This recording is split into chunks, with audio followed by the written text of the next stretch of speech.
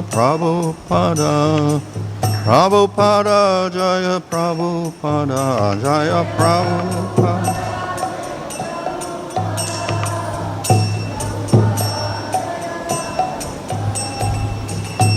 Jaya Vishnu-Bhāra vairāgya-rāgopādhibhyām, Sispat A.C. Bhakti-Vedanta Swami Srila Prabhupada ki Jai. Go, Om Namo Bhagavate Vasudevaya. Om Namo Bhagavate Vasudevaya. Om Namo Bhagavate Vasudevaya. Namo Om Vishnupadaya Krishna Prasthaya Bhutale Śrīmate Bhaktivedanta Swami Niti Namane Namaste Saraswata Deve Gauravani Prachadane Nirvashesha Shunyavadi Paschatya Desha Tarane Sri Krishna Chaitanya Prabhu Nityananda Sri Advaita Gadadhara Shivasati Gaur Bhaktivinoda Hare Krishna Krishna Krishna Hare Hare Hare Rama Rama Rama Hare Hare. Reading from Srimad Bhagavatam Canto 1 Chapter 9 Verse 26. Puruṣa-sva-bhāva-vihitān yathā-varṇam yathā-śramam vairāgya-rāgopādhibhyām āmnātobhaya-lakṣaṇān.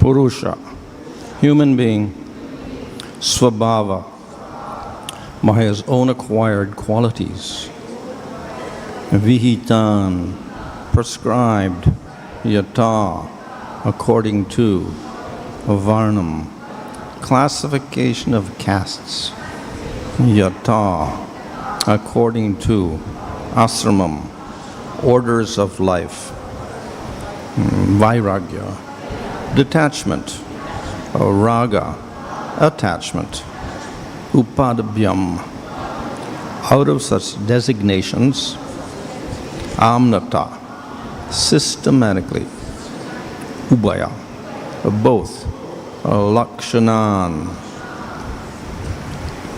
Translation at Mahārāja Yudhiṣṭhira's inquiry, Bhīṣmadeva first defined all the classifications of castes and orders of life in terms of the individual qualifications. Then he systematically, in twofold divisions, described counteraction by detachment and interaction by attachment. Purport: the conception of four castes and four orders of life as planned by the Lord himself is to accelerate transcendental qualities of the individual person so that he may gradually realize his spiritual identity and thus act accordingly to get free from material bondage or conditional life.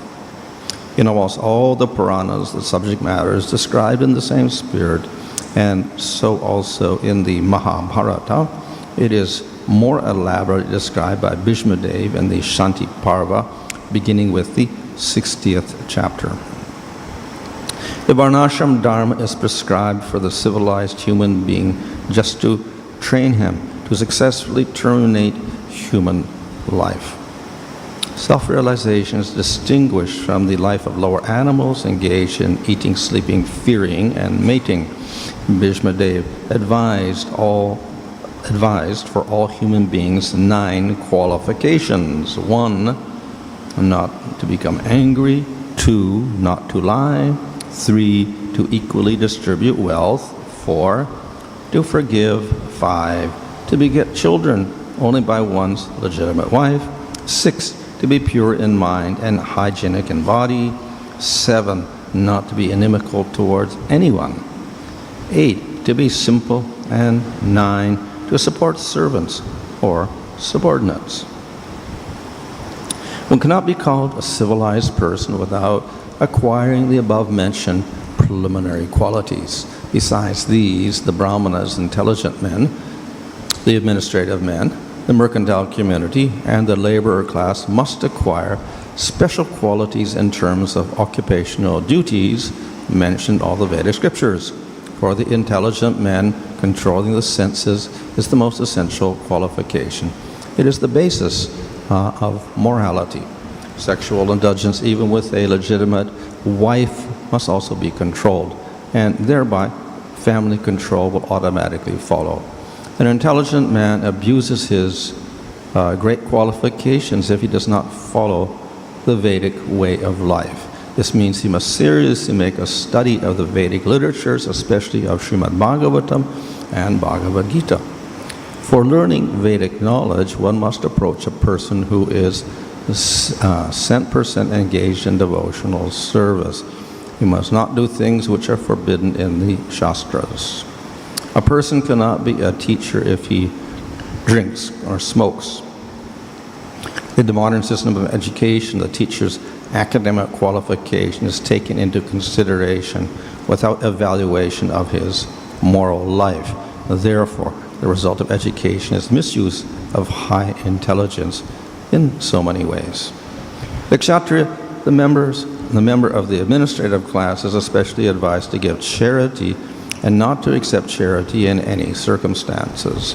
Modern administrators raise subscriptions for some political functions, but never give charity to the citizens in any state function.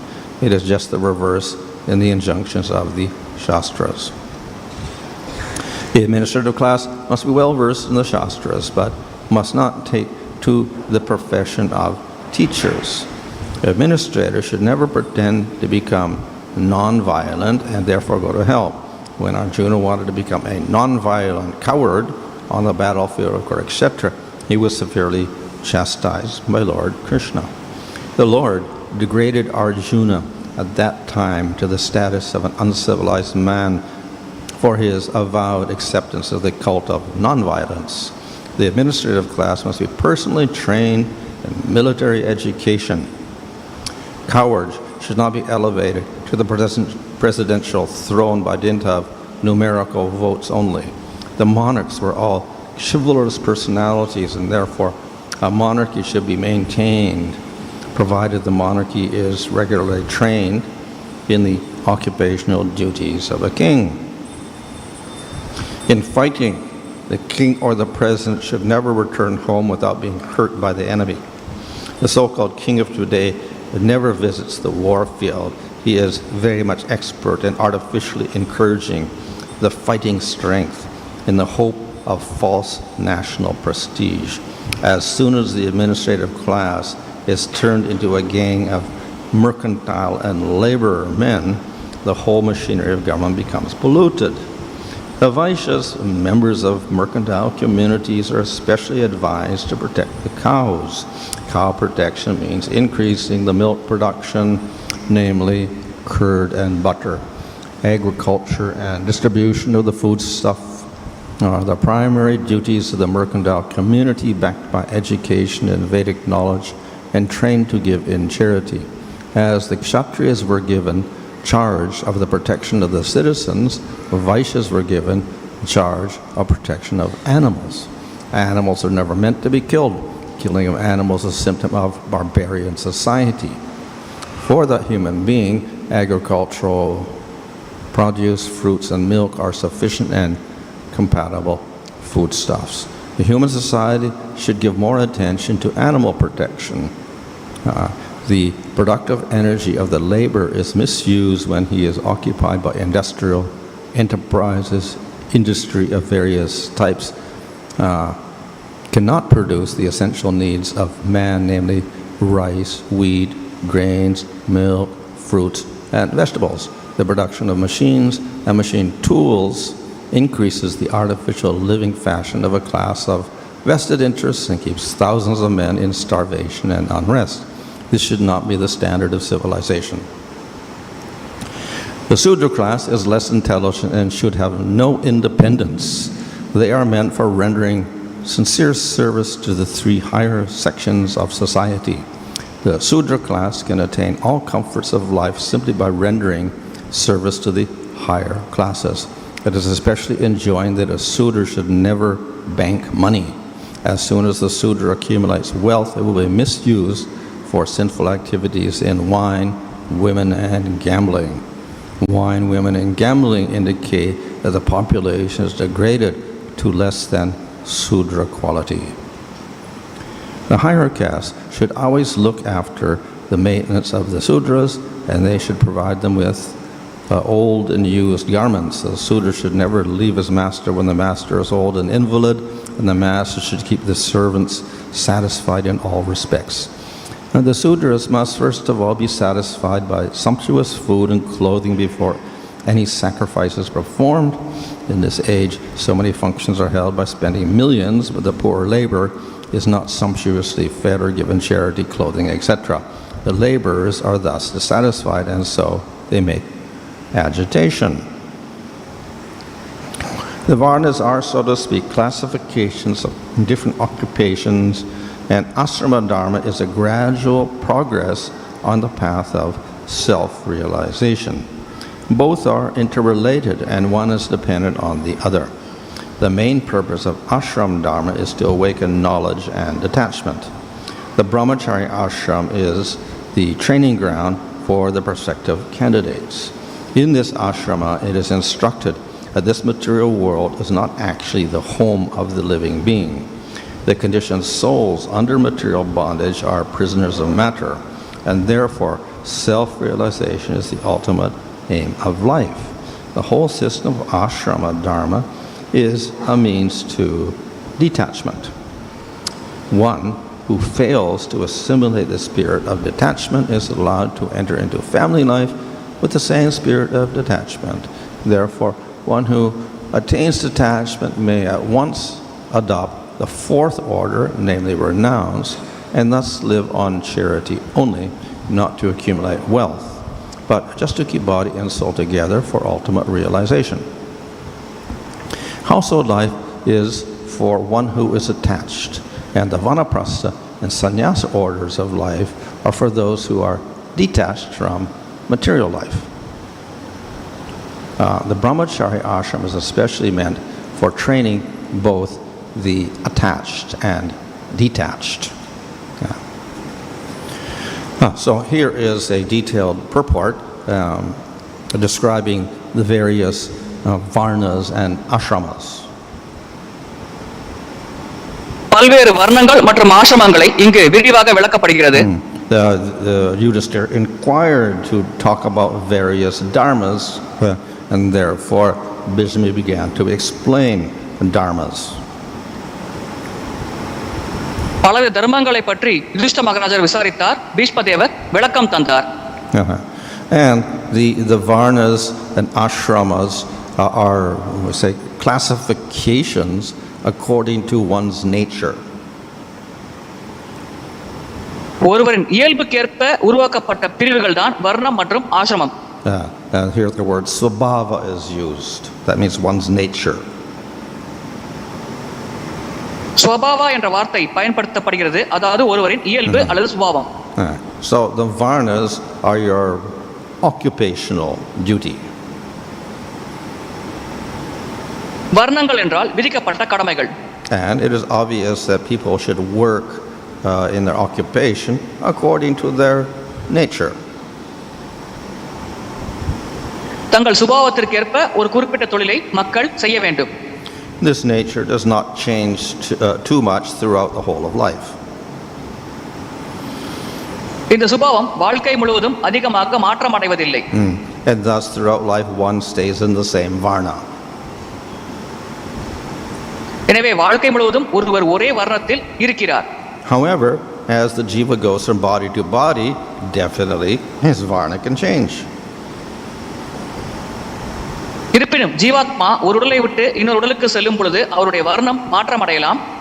If he's very sinful, he may not be in any varna. அதிகமாக பாவக்காரியங்கள் செய்பவராக இருந்தால் எந்த வர்ணத்திலும் இல்லாமல் இருக்கலாம். And if he follows his particular duties, let's say as a Sudra, gradually over many lifetimes he can advance to become a Vaishya, and then a Kshatriya, and then a Brahmana. அவர் சூத்திரராக இருந்தும் விதிக்கப்பட்ட கடமைகளை சரியாக செய்தார் என்றால் படிப்படியாக அந்த பிறவியிலோ அடுத்தடுத்த பிறவிகளிலோ வைஷ்யர், க்ஷத்ரியர், பிராமணர் என்ற நிலைக்கு அவர் உயரலாம்.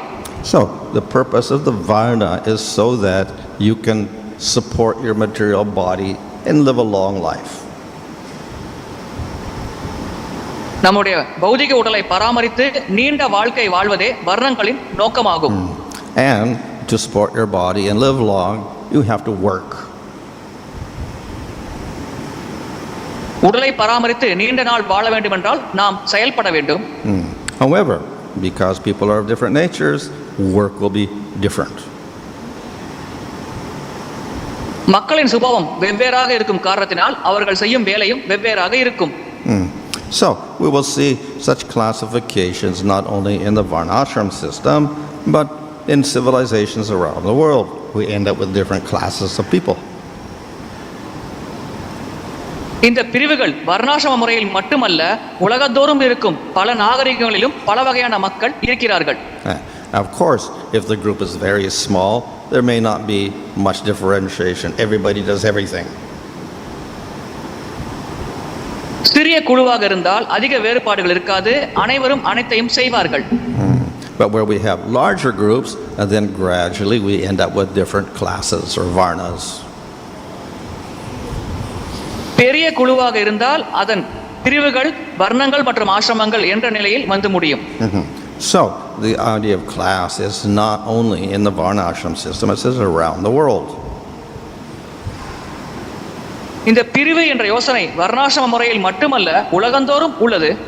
But what makes the Varnashram system a little special is that, one, its goal is ultimately spiritual. வர்ணாசிரம முறை ஏன் விசேஷமானது என்றால் அதன் இலக்கானது ஆன்மீகமானது.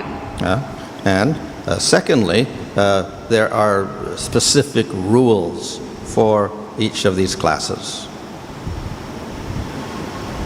ஒவ்வொரு பிரிவிற்கும் கடைபிடிக்க வேண்டிய விதிகள் என்று ஒன்று உள்ளது. So the spiritual goal is evident because the highest class is the Brahmana, and the Brahmana is supposed to know the Vedas.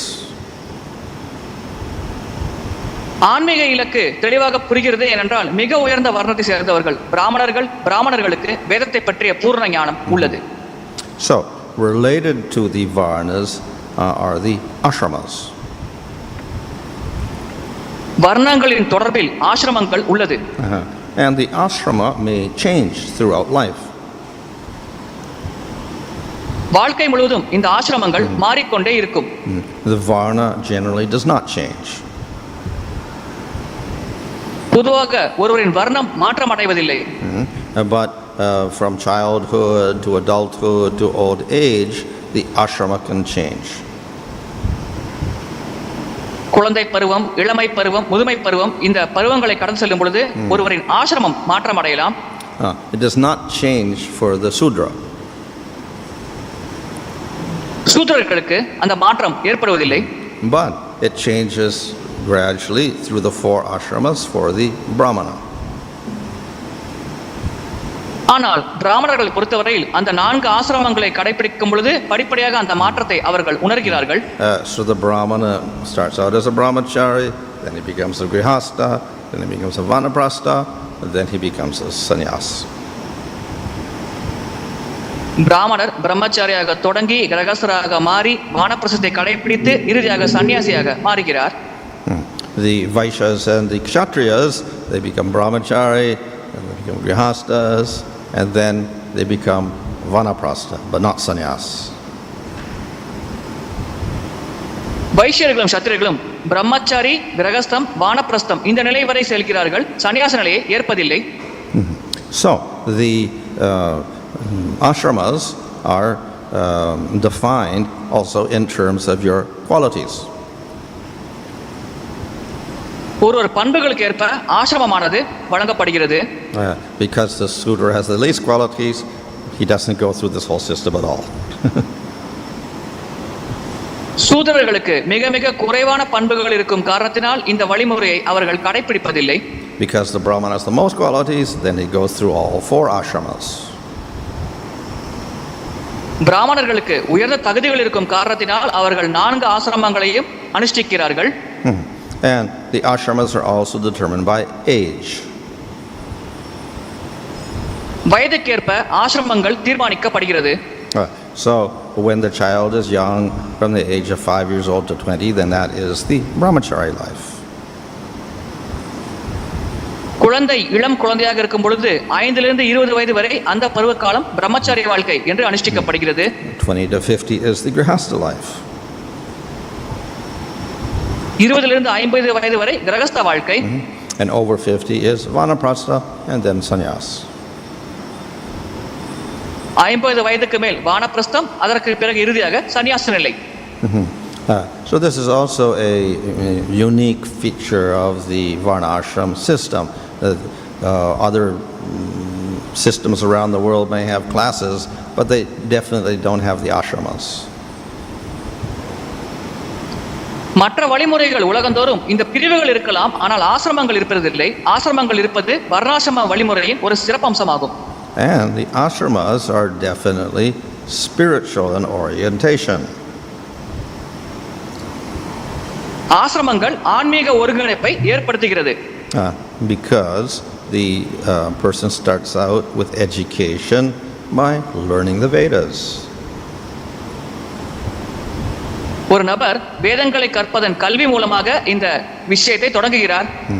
And thus all Vaishyas, Kshatriyas and Brahmanas have to have knowledge of Vedas. வைஷ்யர்கள், சத்திரியர்கள், பிராமணர்களுக்கு வேத ஞானம் தேவை. So here again we have a spiritual influence upon the social organization. சமுதாய பிரிவின் மேல் ஒரு ஆன்மீகமான தாக்கம் இங்கே இருக்கிறது. So this system, to make it work, will depend upon this spiritual goal and spiritual influence. இந்த ஒரு குறிப்பிட்ட வழிமுறை செயல்பட வேண்டும் என்றால் அது ஆன்மீக இலக்கு மற்றும் ஆன்மீக தாக்கத்தை சார்ந்து இருக்கிறது. And the more that the spiritual influence and goal declines, then the more likely the system will disintegrate. ஆன்மீக இலக்கு மற்றும் தாக்கம் படிப்படியாக சீரழிய இந்த வழிமுறையானது ஒருங்கிணைப்பு குறைந்து பாழாகிவிடும். Without the spiritual influence and spiritual goal, then the people at the top will simply exploit the people at the bottom for their own enjoyment. ஆன்மீக தாக்கம், ஆன்மீக இலக்கு இல்லாத பொழுது மேல் தட்டத்தில் இருக்கும் மக்கள் கீழ் தட்டத்தில் இருக்கும் மக்களை சுரண்ட ஆரம்பிப்பார்கள். அவர்கள் புலனின்பத்திற்காக இது போன்று செயல்படுவார்கள். And this has become a problem in most of these civilizations that have sprung up around the world.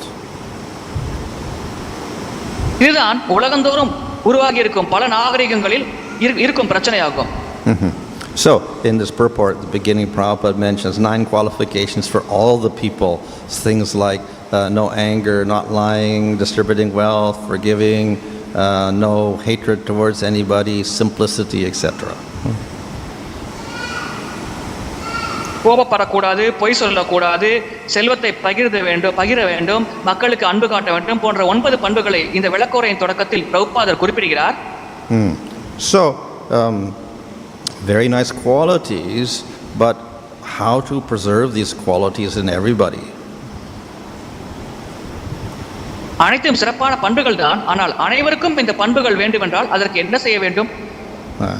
So, there has to be some leadership that has these qualities, but the leadership itself have to nurture these qualities by spiritual life. தலைமை பொறுப்பில் இருப்பவர்களுக்கு இந்த பண்புகள் இருக்க வேண்டும். அந்த தலைமை பொறுப்பை வகிப்பவர்களே ஆன்மீக வாழ்க்கை கடைபிடிப்பதன் மூலமாக இந்த பண்புகளை வளர்த்துக் கொள்ள வேண்டும். So Prabhupada later mentions how the leaders themselves are completely unqualified in the modern world because they're doing all sorts of sinful activities. தலைவர்களே பலவிதமான பாவ காரியங்கள் செய்யும் காரணத்தினால் நவீன சமுதாயத்தில் தகுதியற்றவர்களாக இருக்கிறார்கள் என்று பிரபுபாதர் விளக்குகிறார். Which means that they are simply involved in enjoying their material senses. இதன் பொருள் அவர்கள் பௌதிக புலன்களை திருப்திப்படுத்துவதில் அதிகமாக ஈடுபட்டுக் கொண்டிருக்கிறார்கள். They have no spiritual goal. அவர்களுக்கு ஆன்மீக இலக்கே இல்லை. How are they to enforce nice qualities on the people? இது போன்ற நபர்கள் எப்படி நல்ல பண்புகளை மக்களிடத்தில் வலியுறுத்துவார்கள்? No, rather they will encourage everybody to be the same. மாறாக அனைவரும் தங்களைப் போல இருக்க வேண்டும் என்று அவர்கள் உற்சாகப்படுத்துவார்கள். So thus it is very important that that spiritual goal be maintained within that society. எனவே ஒரு சமுதாயத்தில் ஆன்மீக இலக்கு இருக்க வேண்டும் என்பது மிக மிக முக்கியமானது. And thus the connection between the varna and āśramam must always be there. எனவே வர்ணாசிரமத்தின் தொடர்பானது எப்பொழுதுமே சமுதாயத்தில் இருக்க வேண்டும். Then the system goes on properly. அதன் பிறகு இந்த வழிமுறை சரியாக கடைபிடிக்கப்படும். So in the verse itself it talks about detachment and attachment. இந்த பதத்தில் பற்று மற்றும் பற்றின்மையை பற்றி விளக்கப்படுகிறது. That is vairāgya and rāga. அதாவது வைராகியம் மற்றும் ராகம். So vairāgya means of course giving up material enjoyment. வைராகியம் என்றால் பௌதிகமாக அனுபவிக்க வேண்டும் என்ற தன்மையை கைவிடுவது. And of course within the whole system we have rules to develop the detachment. இந்த மொத்த வழிமுறையிலும் விதிகள் இருக்கிறது. அந்த விதிகள் மூலமாக ஒருவர் இந்த பற்றின்மையை வளர்த்துக் கொள்ளலாம். And the whole essence of spiritual life is to give up everything in the material world. ஆன்மீக வாழ்க்கையின் சாரமே பௌதிக உலகத்தில் இருக்கும் அனைத்தையும் கைவிடுவதாகும். And thus the āśramas start to gradually make you more detached. ஆசிரமங்கள் ஒருவரை படிப்படியாக அந்த பற்றின்மையை நோக்கி அழைத்து செல்கிறது. So at the same time the system allows people to live in the world and get some enjoyment. அதே சமயத்தில் இந்த உலகத்தில் வாழ்ந்து சிறிதளவு அனுபவிக்க வேண்டும் என்ற ஆசையை பூர்த்தி செய்து கொள்வதற்காக இந்த வழிமுறையானது அவர்களுக்கு அனுமதி தருகிறது. All people are not qualified for intense detachment. தீவிரமான பற்றின்மையை கடைபிடிக்க அனைத்து மக்களுக்கும் தகுதி இருப்பதில்லை. In fact, most people, 99%, are not qualified for intense detachment. உண்மையில் பெரும்பாலானோர் 99% மக்களுக்கு இந்த தீவிர பற்றின்மையை கடைபிடிக்கும் தகுதி இல்லை. And therefore the system allows them to get their material enjoyment. எனவே அவர்கள் பௌதிகமாக அனுபவிக்கும் விஷயத்தை பெறுவதற்கு இந்த வழிமுறை அனுமதி தருகிறது. Okay, so their attachment to material enjoyment is satisfied, but it is regulated. இவ்விதமாக அவர்கள் பௌதீக அனுபவிக்கும் தன்மையை கொண்டிருப்பது திருப்தி அடையப்படுகிறது, ஆனால் அது ஒரு நெறிப்படுத்தப்படுகிறது.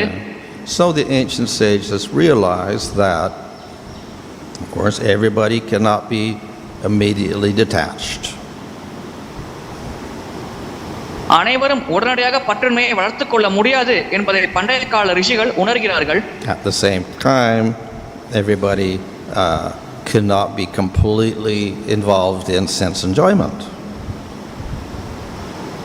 அதே சமயத்தில் அனைவரும் தொடர்ந்து புலன்பத்தில் ஈடுபட்டு கொண்டே இருக்க முடியாது. If their sense enjoyment is completely out of control, the society will disintegrate. கட்டுக்கடங்காமல் புலனுகர்ச்சி செல்லும் பொழுது சமுதாயமானது ஒருங்கிணைப்பை இழந்துவிடும். So we have the famous example of the Roman Empire. ரோமானிய பேரரசை பற்றிய பிரபலமான உதாரணம் உள்ளது. So they say that the Roman Empire fell apart because the Romans began to enjoy too much. அதிகமாக ரோமானியர்கள் புலன்பம் அனுபவித்த காரணத்தினாலேயே ரோமானிய பேரரசானது வீழ்ச்சி அடைந்தது.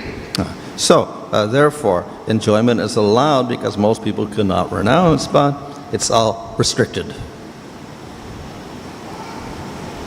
பெரும்பாலான மக்கள் இந்த புலனுகர்ச்சியை துறக்க முடியாத காரணத்தினால் அது அனுமதிக்கப்படுகிறது, ஆனால் அது ஒரு எல்லைக்குட்பட்டு கட்டுப்பாட்டிற்குள் அனுமதிக்கப்படுகிறது.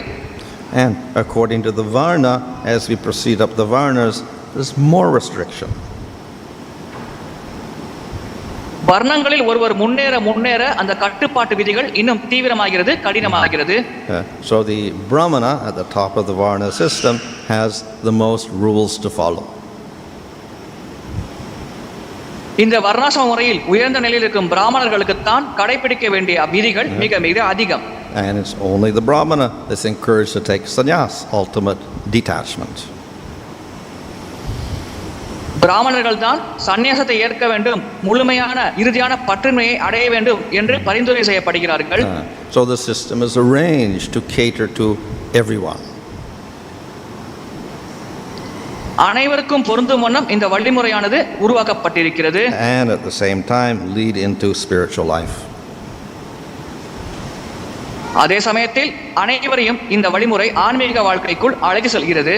Of course, we see Bhagavatam and Chaitanya Mahaprabhu, they always reject Varnashram system. ஆனால் நாம் பார்க்கலாம், பாகவதம் மற்றும் சைத்தன்ய மகாபிரபு எப்பொழுதுமே இந்த வர்ணாசிரம வழிமுறையை நிராகரிக்கிறார்கள். That is because bhakti yoga is a higher system. இதற்கான காரணம் இதைவிட மிக உயர்வான நிலையில் இருப்பது பக்தி யோக வழிமுறையாகும். And in Kali Yuga, it is very difficult to practice Varnashram system properly. அதோடு கலியுகத்தில் வர்ணாசிரம வழிமுறையை சரியாக கடைபிடிப்பது மிக மிக கடினம்.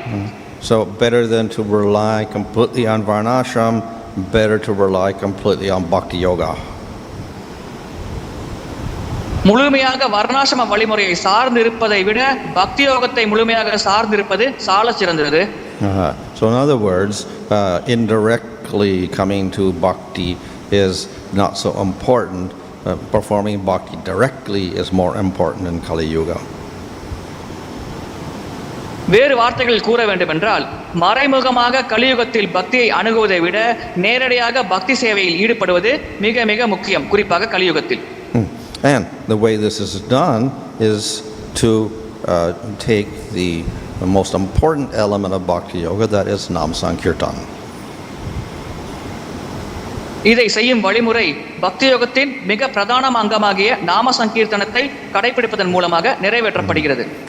And nam sankirtan is so powerful that it surpasses all the varnas and all the ashramas.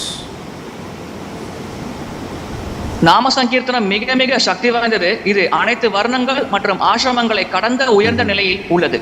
Whether one follows varnashram or does not follow varnashram, if one chants the holy name, one can get the highest result. ஒருவர் வர்ணாசிரமத்தை கடைபிடித்தாலும் சரி, கடைபிடிக்காவிட்டாலும் சரி, பகவானின் புனித நாமத்தை ஜபித்தார் என்றால் அவர் மிக உயர்ந்த விளைவை அடையலாம். This does not mean that we chant Hare Krishna and do all sorts of sinful activities.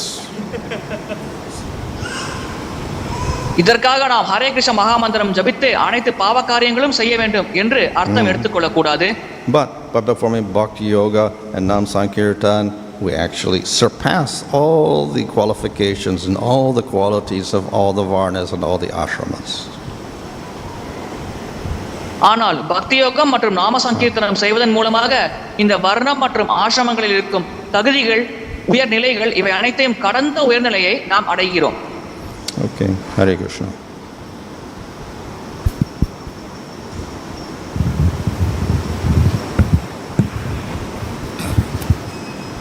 Whereas you are saying that Varnashrama system is a spiritual, but we see those who are situated Spiritual goal and spiritual influence, not that it is directly spiritual.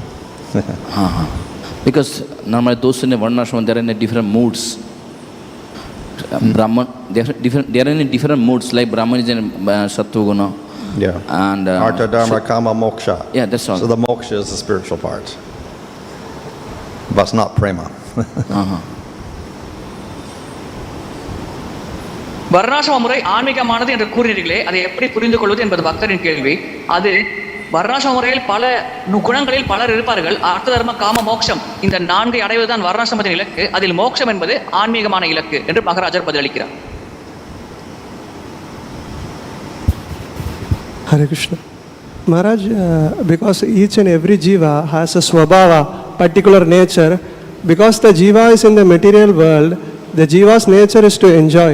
So how the jiva will advance in the Varnashrama system, and even though he practices bhakti, the jiva has the tendency to enjoy. So how, by practicing the Varnashrama system, even though he practices bhakti, how he will give up the nature to enjoy? பௌதிக உலகத்தில் அனுபவிக்க வேண்டும் என்ற சுபாவமானது அனைத்து ஜீவராசிகளுக்கும் இருக்கிறது. அவ்விதமாக இருக்கையில் வர்ணாசிரம முறையை கடைபிடித்து பக்தியை கடைபிடிப்பதன் மூலமாக எப்படி ஒரு ஜீவாத்மா முன்னேற்றம் அடையும்? So the nature or svabhava of all the jivas in the material world is to enjoy. பௌதிக உலகத்தில் இருக்கும் அனைத்து ஜீவராசிகளின் இயல்பு அல்லது சுபாவம் அனுபவிக்க வேண்டும் என்பதுதான். Of course, they have other natures also, so they enjoy in different ways, as Sudra, Vaishya, Kshatriya, or Brahmana. மற்ற சுபாவங்களும் அந்த ஜீவராசிகளுக்கு இருக்கும் காரணத்தினால் பல வழிகளில் அவர்கள் அனுபவிக்கிறார்கள். சூத்ரர், சத்திரியர், வைஷ்யர், பிராமணர் என்ற பல நிலைகளில் அனுபவிக்கிறார்கள். However, we have another nature, that is the nature of serving the Lord. இருப்பினும் இன்னொரு இயல்பும் உயிர்வாளிகளுக்கு உள்ளது, அதாவது பகவானுக்கு சேவை செய்வது. So generally this does not manifest, so everybody is simply enjoying. பொதுவாக இது அனைவரிடத்திலும் வெளிப்படுத்தப்படுவதில்லை. அனைவரும் புலன்பத்தில் அதிகமாக ஈடுபடுகிறார்கள். In the Varnashram system, there's a method of gradually, over many lifetimes, coming to the idea, the realization that I should not enjoy in the material world. பௌதிக உலகத்தில் நான் அதிகமாக அனுபவிக்க கூடாது என்ற ஒரு நிலையை படிப்படியாக பல்வேறு பிறவிகளில் அடையும் ஒரு வழிமுறையாகத்தான் வர்ணாசிரம வழிமுறை அமைந்திருக்கிறது. That is understood and realized when one becomes a Brahmana and one says, I'm not the body, I am Atma. எப்பொழுது ஒருவர் பிராமணர் என்ற நிலையை அடைந்து நான் உடலல்ல ஆத்மா என்பதை உணர்கிறாரோ அந்த நிலையில் அவர் இதை புரிந்து கொள்கிறார். If one becomes fixed in Sattva-gun, then one begins to have this realization. சத்துவகுணத்தில் ஒருவர் நிலைத்திருக்கும் பொழுது அவருக்கு இந்த உணர்தல் கிடைக்கும். So therefore one's nature or svabhava will not be to enjoy, but rather to not enjoy in the material world. அந்த நிலையில் ஒருவரின் இயல்பு அல்லது சுபாவம் உலகத்தை அனுபவிக்க வேண்டும் என்று இருக்காது, உலகத்தில் இந்த அனுபவத்தை பெறக்கூடாது என்றவாறு அமைந்திருக்கும். So the Varnashram system gives us a way of gradually changing your svabhava until you become detached. நம்முடைய சுபாவத்தை மாற்றி உண்மையான பற்றின்மையை அடைவதற்கு வர்ணாசிரம வழிமுறை நமக்கு உதவுகிறது. Then you can go for moksha. அதன் பிறகு நாம் மோட்சத்தை அடையலாம். So in this verse it says vairāgya and rāga, both elements are there in the Varnashram system. வைராகியம் மற்றும் ராகம் இரண்டு அங்கங்களும் வர்ணாசிரம வழிமுறையில் உள்ளது என்று இந்த பதத்தில் விளக்கப்பட்டுள்ளது. However, the jiva also can manifest a different nature. இருப்பினும் ஜீவாத்மா வேறுபட்ட இயல்பையும் வெளிப்படுத்தலாம். Instead of material attachment or material detachment, then we get another nature, spiritual attachment. பௌதிக பற்று மற்றும் பௌதிக பற்றின்மை இவைகள் இரண்டையும் தாண்டி ஆன்மீக பற்று என்ற ஒரு இயல்பை உயிர்வாளிகள் பெறலாம். And that is practicing bhakti yoga to get prema.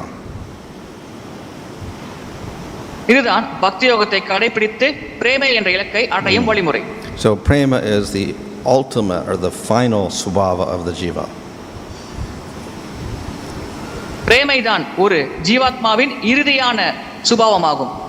So by practicing bhakti yoga, even without the varnashram system, then we can get from material attachment to material detachment, and then we also develop attachment to the Lord.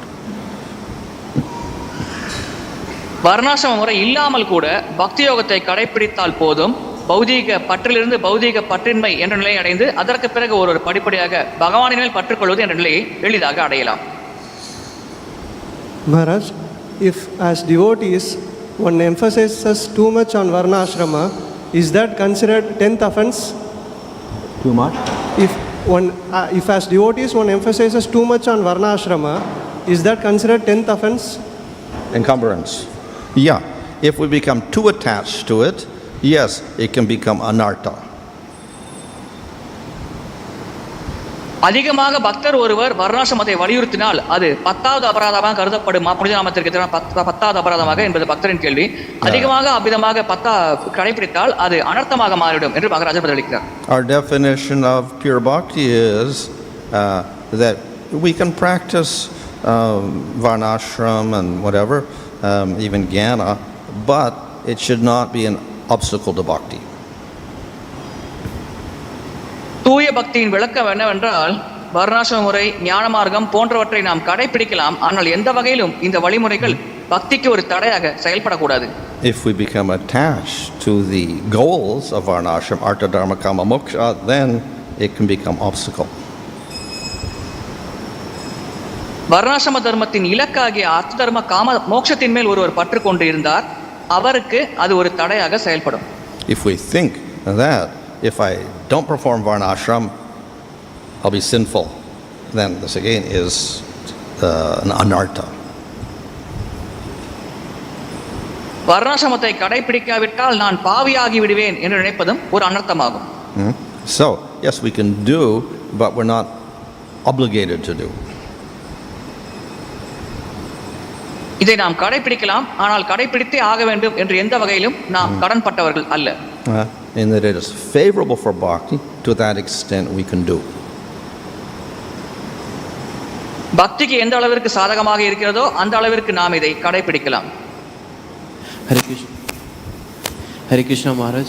Maharaj, you said like the varna and ashram for Shudra it will not change, but we see that Srila Prabhupada has changed all the Shudra into Brahmana. So if we see in bhakti system, we also have brahmachari, grihastha, banprastha and sannyas. So is that for bhakti system ashrama and varna, and varnashram system varna and ashram they are different, or how they practice? பொதுவாக வர்ணங்கள் மாற்றம் அடைவதில்லை என்று நீங்கள் கூறினீர்கள், ஆனால் பிரபுபாதர் சூத்ர நிலையில் இருக்கிற எத்தனையோ நபர்களை பிராமணர் என்ற நிலையில் கொண்டு வந்திருக்கிறார். எனவே இந்த வர்ணாசிரம முறை என்பது பொதுவான வழிமுறையா, அது பக்தி வழிமுறைக்கு பொருந்தாதா, அல்லது பக்தி வழிமுறைக்குள்ளும் இந்த வர்ணாசிரம முறை இருக்கிறதா? இதை எப்படி புரிந்து கொள்வது? So I said generally one does not change the varna throughout life. பொதுவாக ஒருவர் வாழ்க்கை முழுவதும் வர்ணத்தை மாற்றிக்கொள்வதில்லை. Even in scripture, exceptional cases are allowed. சாஸ்திரத்திலும் விதிவிலக்கான சூழ்நிலைகள் ஏற்கத்தக்கது. So in emergencies, the brahmana can do kshatriya work or whatever, like you can change. அவசர காலத்தில் பிராமணர்கள் சத்திரிய செயல்பாட்டை செய்யலாம், அதிலிருந்து அவர்கள் மாறுபடலாம். In our case, we talk about becoming a brahmana This is a little bit of a different meaning to the word brahmana. நம்மை பொறுத்தவரையில் பிராமணர் என்ற நிலையை அடைய வேண்டும் என்று நாம் கூறுகிறோம். ஆனால் அந்த பிராமணர் என்று நாம் குறிப்பிடுவ வார்த்தையின் அர்த்தமானது சற்று மாற்றம் அடைந்துள்ளது. Bhakti-siddhanta Saraswati often uses the term brahmanata. பிரம்மணத்தா என்ற ஒரு வார்த்தையை அடிக்கடி பக்தி சித்தாந்த சரஸ்வதி தாக்கூர் அவர்கள் பயன்படுத்துகிறார். And by that he means the actual qualification of brahmana. அதன் மூலமாக ஒரு பிராமணரின் உண்மையான தகுதியை அவர் குறிப்பிடுகிறார். And of course, what does a brahmana mean? One who knows Brahman. பிராமணர் என்றால் என்ன? பிரம்மனை பற்றிய ஞானத்தை கொண்டிருப்பவர். But then of course Vedanta Sutra says inquire about Brahman, and then what is Brahman? It's Krishna. ஆனால் வேதாந்த சூத்திரம் கூறுகிறது பிரம்மனை பற்றி விசாரிக்க வேண்டும். பிரம்மன் என்றால் என்ன? இறுதியாக அது பகவான் கிருஷ்ணர். So becoming qualified as Brahmana means actually becoming a devotee. பிராமணர் என்ற தகுதியை அடைய வேண்டும் என்று கூறினால் அதன் உண்மையான அர்த்தம் ஒரு பக்தராக மாற வேண்டும். So one becomes a devotee, one is qualified with all qualities. ஒருவர் பக்தராக மாறும் பொழுது அவருக்கு அனைத்து தகுதிகளும் தானாக வந்து சேர்கிறது. அவர் முழு தகுதி அடைகிறார். And thus the devotee can do whatever the Sudra, Vaishya, Kshatriya or Brahmana can do. He has that ability or qualification. இவ்விதமான பண்புகள் பக்தருக்கு வந்து சேரும் காரணத்தினால் பிராமணர், சத்திரியர், வைஷ்யர், சூத்ரர் இவர்கள் அனைவரும் செயலை பக்தர் தன்னிச்சையாக செய்யலாம். அவருக்கு முழு தகுதி இருக்கிறது. As Bhagavatam says, even the dog eater who chants the name of the Lord purely, even once, is superior to a Brahmana. பாகவதத்தில் குறிப்பிடப்படுகிறது, நாயை உண்ணும் சண்டாளர் ஒரே ஒரு முறை பகவானின் நாமத்தை உச்சரித்தால் கூட போதும், அவர் பிராமணரை விட உயர்வான நிலையை அடைகிறார் என்று குறிப்பிடப்படுகிறது. So the goal of bhakti is not to become a Brahmana, it's to become a Vaishnava. பக்தியின் இலக்கு பிராமணராக மாறுவதல்ல, வைஷ்ணவராக மாறுவது.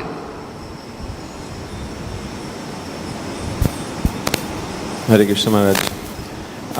Maharaj, my question is with respect to yesterday's class, in which you were mentioning that how spiritual master guru should not be approached for marriage or children or career or money, and I understand it theoretically, but at the same time, when a person comes into Krishna consciousness, he understands some of the principles, but he may not have the maturity to apply principles in the other aspects of his life because he's living a regular life. And so in that case, if he does not approach Guru, he will approach somebody else who's not Krishna conscious, and that could be Asat Sangha. And he may be drawn between two types of advices. And so how do we consider that, Maharaj? Then how do we help such a devotee who's not mature enough? Well, it's not that he has to approach the guru. திருமணம், குழந்தை பேரு, வேலை போன்ற விஷயத்திற்காக குருவை அணுகக்கூடாது என்று நீங்கள் கூறினீர்கள். அவ்விதமாக இருக்கையில் அந்த பக்தர் இந்த ஆலோசனை பெற வேறொரு நபரை அணுகலாமே, அதனால் அவர் தவறாக வழிகாட்டப்படலாமே. இதை நாம் எப்படி புரிந்து கொள்வது? And the guru may not even be qualified to answer properly. குருவை அணுகக்கூடாது என்று நான் கூறுகிறேன், ஆனால் குரு இதற்கு சரியான பதில் அளிக்க தகுதி இல்லாதவர்களாக கூட இருக்கலாம். Of course, if there's only one guru and that's it and there's nobody else, but we're a society and there's so many devotees with so much stuff and knowledge, they don't have to approach their guru for that. ஒரே ஒரு குரு இருந்தால் சரி, இது ஏற்கத்தக்கது. ஆனால் நம்முடைய சமுதாயத்தில் பல குருமார்கள் இருக்கிறார்கள், பலவிதமான ஞானம் இருக்கிறது. எனவே இந்த குறிப்பிட்ட விஷயத்தை தெரிந்து கொள்ள ஒரே குருவை அணுக வேண்டிய அவசியம் இல்லை.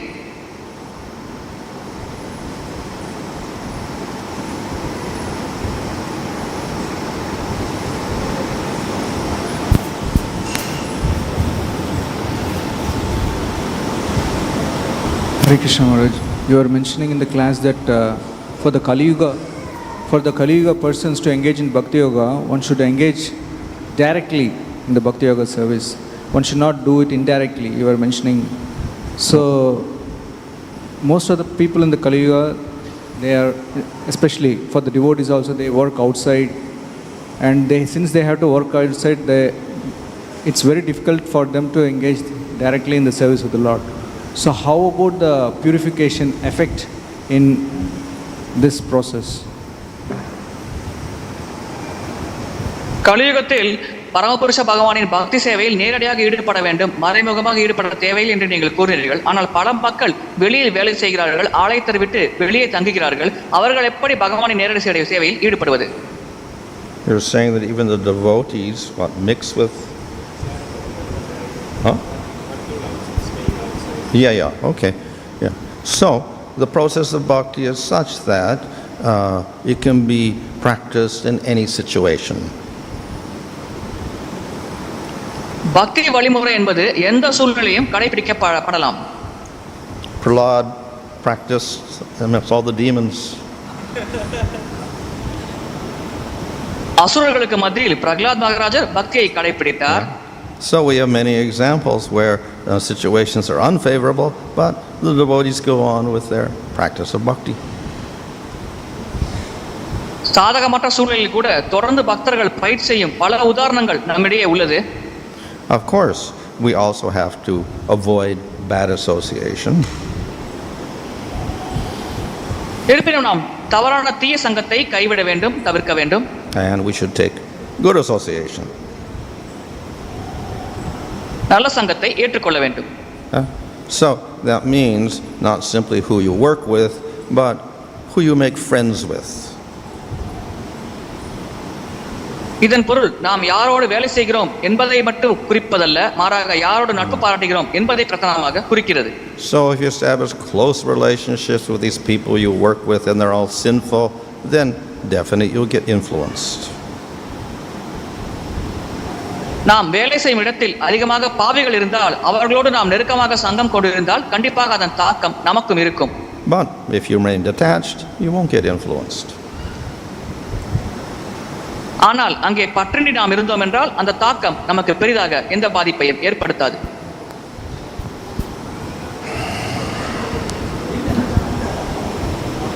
Online question, Prabhu, please. Krishna Maharaj, Dandavat Pranam, your servant Guru Kripa Mayadas. Thanks a lot for a wonderful lecture, Maharaj. We have over 90 plus devotees who have joined through various online platforms, and we have quite a few questions. Seeking your permission in lunch. The first question is from Dr. Bhaktimayi Mataji. How to club Brahmacharya Guru Kripa Prabhu, Hare Krishna. Hare Krishna, Guru Kripa Prabhu. Nothing is audible here. Ravandra Prabhu, can you read the question? Hare Krishna. Yeah. Yes, Prabhuji. Maharaj, the first question is from Her Grace Bhaktimayi Mataji.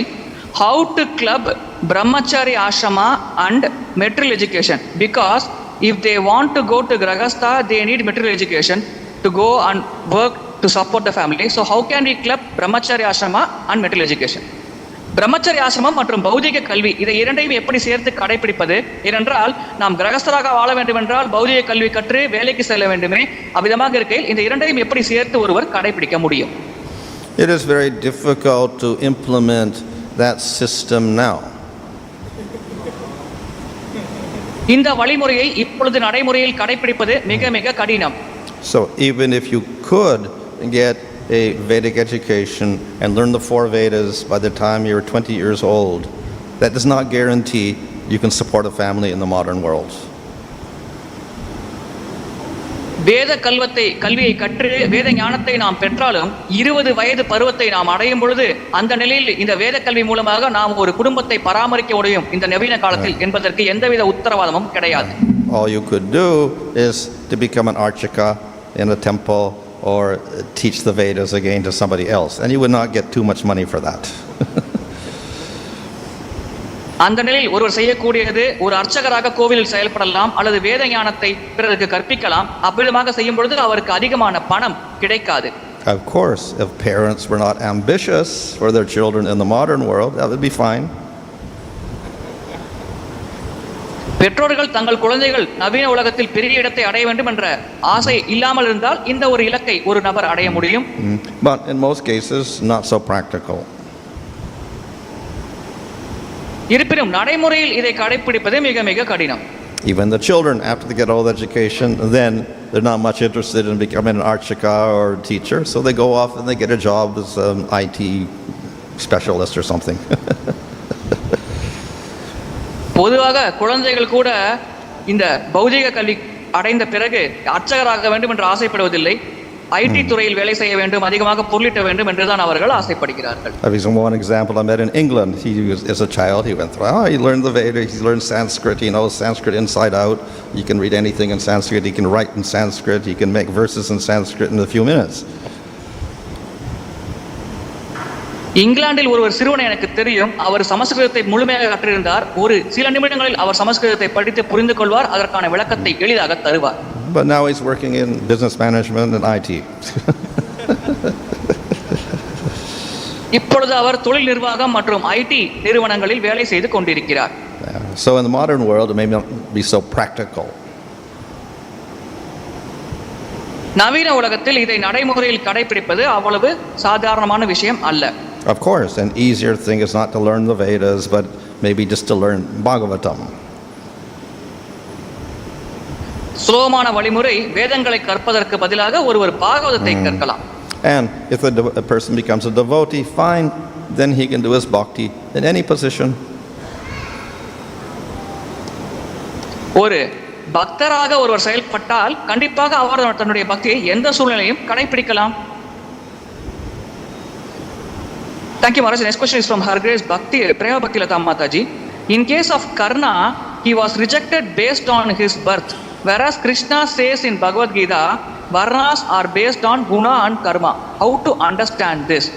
கர்ணனை பொறுத்தவரையில் பிறப்பின் அடிப்படையில் அவர் பல இடங்களில் நிராகரிக்கப்பட்டார். ஆனால் பகவத்கீதையில் கிருஷ்ணர் வர்ணங்கள் என்பது குணத்தின் அடிப்படையில் அமைகிறது, கர்மத்தின் அடிப்படையில் அமைகிறது என்று கூறுகிறார். எனவே இதை நாம் எப்படி புரிந்து கொள்வது? So, of course, both things are factors, qualification and birth. இரண்டுமே முக்கிய காரணிகள், தகுதி மற்றும் பிறப்பு. And of course, birth provides an easy way to distinguish varna. பிறப்பு என்பது வர்ணத்தில் எளிமையாக ஒருவர் ஒரு இடத்தை அடைவதற்கு உதவியாக இருக்கிறது. One must have an expert at judging qualities to decide by quality. தகுதியின் அடிப்படையில் தீர்மானிக்க ஒருவருக்கு தீவிரமான மதிநுட்பம் தேவை. So, in ancient times, they largely relied on birth as designating your varna. பண்டைய காலத்தில் வர்ணத்தை பிறப்பின் அடிப்படையிலேயே அவர்கள் பெரும்பாலாக தீர்மானித்தார்கள். We see all the ancient kings, they came in the dynasty of Manu, and all of that was by birth.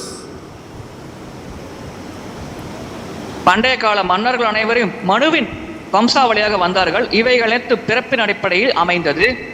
And of course there were exceptions. Sometimes those who were born in that family became sages instead.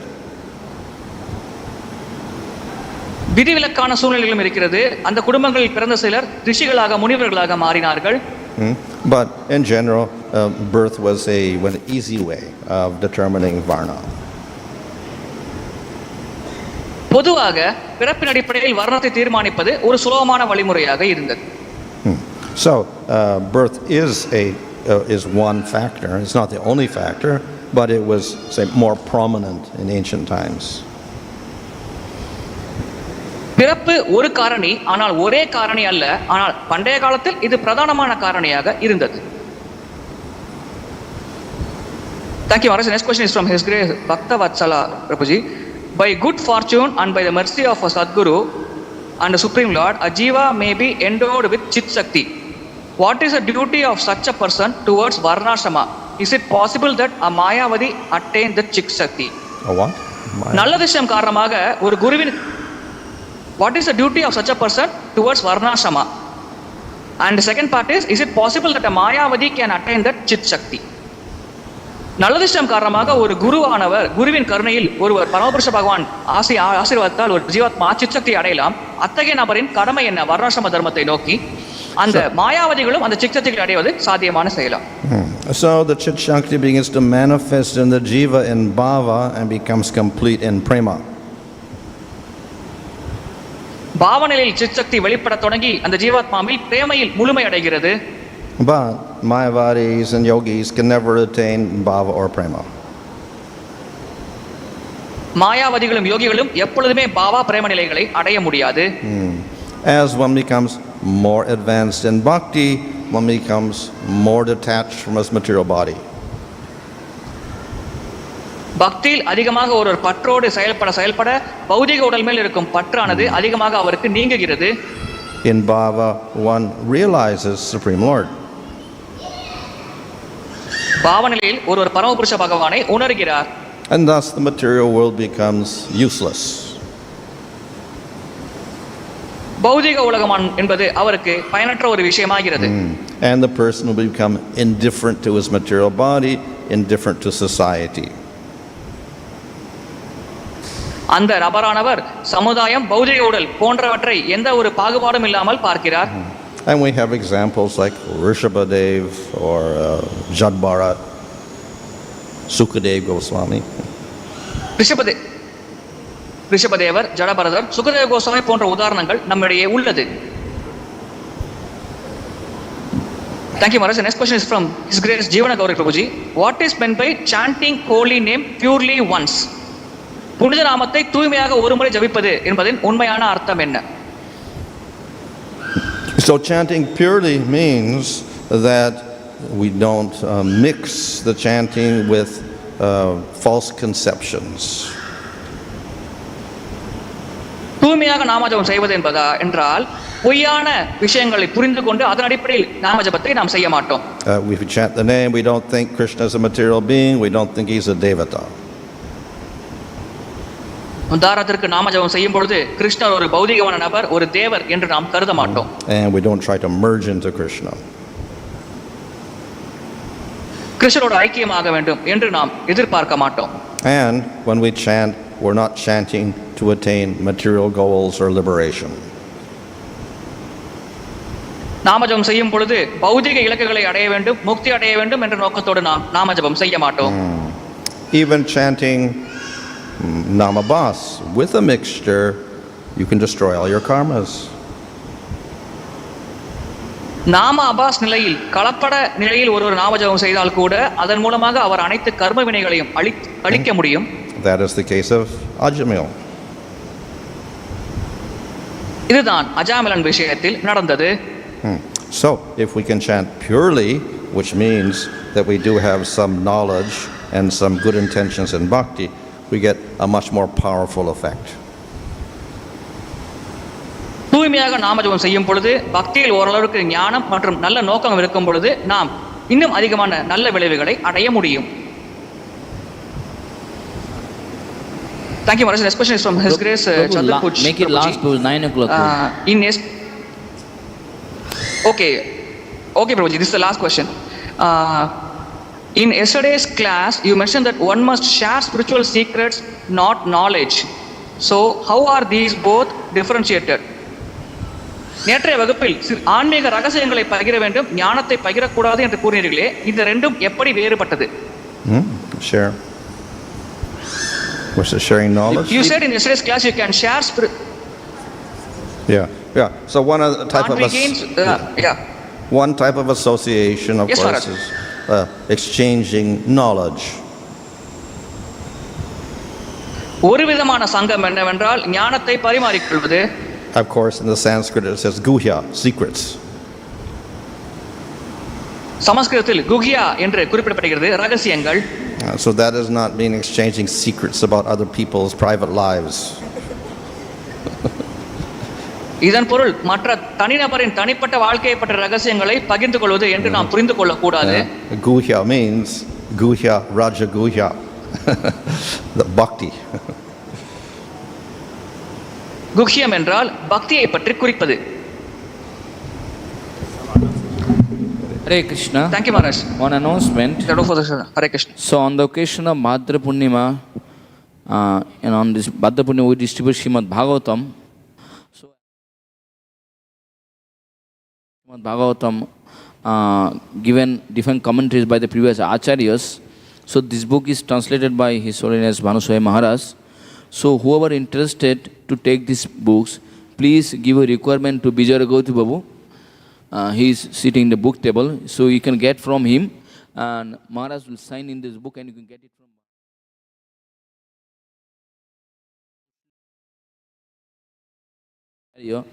Shruti Stuti Vaikya Prabandha Saraswati Thakur, then Logo Bhagavatamita Rupa Goswami, Ananda Vrindavan Champu 10 Canto Kavi Karnapura, and Gopal Champu Jiva Goswami, Birhat Bhagavatamita Sanatana Goswami, Sat Sandarbha Jiva Goswami, Srimad Bhagavatam 4 volumes Balada Vidyabhushan, Birhat Vaishnava Tushani 10 Canto by Sanatana Goswami, Logo Vaishnava Tushani 4 volumes at 10 Canto, and Srimad Bhagavatam Kamala Sandarbha by Jiva Goswami, and Srimad Bhagavatam 9 volumes by Vishnu Chakravarti.